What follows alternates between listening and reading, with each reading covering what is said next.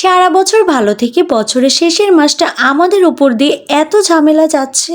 একটা কথা আছে না, জীবনে শেষ ভালো যার সব ভালো তার। কেন আমি এই কথাটা বলেছি আজকে আমার পুরো ভিডিওটা দেখলে অবশ্যই তোমরা বুঝতে পারবে। আসসালামু আলাইকুম everyone, this is Rumi and welcome to room lifestyle. আজকে অনেক সকালে ঘুম থেকে উঠে নাস্তা না করে রান্না বান্না করার জন্য সবকিছু কেটে নিচ্ছি। আমার কাছে মনে হয় প্রত্যেকদিন রান্না করা একটা যুদ্ধের সমান, কারণ এই চিন্তা করতে গেলে কিন্তু অর্ধেক সময় চলে যায় আর বাকি সময় রান্না করতে করতেই চলে যায়। আজকে সকালে ঘুম থেকে উঠে ভেবেছি ফাঁকিবাজি রান্না করব, কিন্তু সেটা আর হলো না। আমার ছোট বোনের ডেঙ্গু জ্বর হওয়ার কারণে কিন্তু হঠাৎ হসপিটালে ভর্তি করতে হয়েছিল। আজকে ওদের জন্য হসপিটালে রান্না করে নিয়ে যেতে হবে, তাই আর আজকে আর ফাঁকিবাজি রান্না করতে পারলাম না। কোনো একদিন আমার ফাঁকিবাজি রান্না কিন্তু অবশ্যই তোমাদের সাথে শেয়ার করব। এইদিকে আমি কথা বলতে বলতে কিন্তু সবজিগুলো সব ভালো মতো ধুয়ে তাড়াতাড়ি করে রান্নাটা বসিয়ে দিয়েছিলাম। সকালে মা বাজারে গিয়ে মৌসিম দেখে বাজার থেকে কিনে নিয়ে আসলো। মৌসিমের ভর্তা আমার কাছে অনেক ভালো লাগে, তাই তাড়াতাড়ি করে ভর্তা বাটা শুরু করে দিলাম।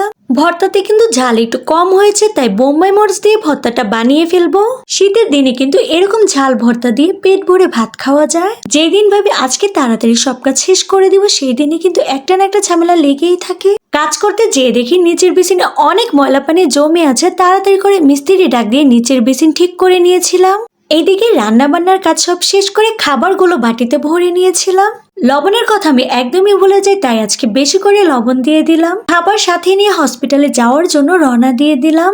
হঠাৎ করে ওর অবস্থা এতটাই খারাপ হয়ে গিয়েছিল যে আমরা সবাই তাড়াতাড়ি করে ওকে হসপিটালে ভর্তি করেছিলাম।